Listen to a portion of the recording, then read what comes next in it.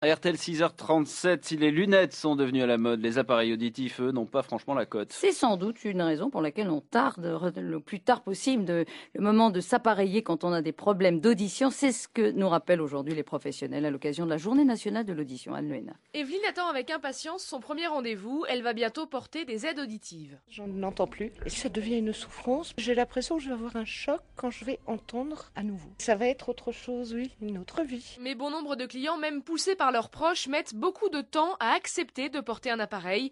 Il leur faut en moyenne 7 ans après la prescription médicale pour pousser la porte d'un magasin comme Grande Audition.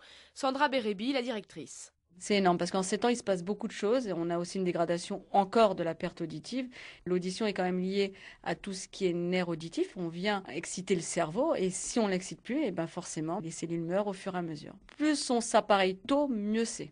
C'est vraiment associé à vraiment une forme de vieillesse et se dire ah non c'est pas moi, non je ne suis pas sourd, non je vais lutter, moi j'entends quand même bien. Il y a tout un parcours psychologique qui est très très compliqué. Et la première chose que demandent ses clients, c'est la discrétion. Ils me disent mais moi je ne veux pas que ça se voit, donc on leur explique que les dernières technologies font que ça se voit de moins en moins. Les appareils sont extrêmement petits, miniaturisés maintenant, ça pèse rien. Ça pèse 2 grammes. Et Grande Audition innove et propose d'intégrer ces appareils dans les branches des lunettes. Ça ne se voit quasiment pas et c'est beaucoup plus facile à accepter.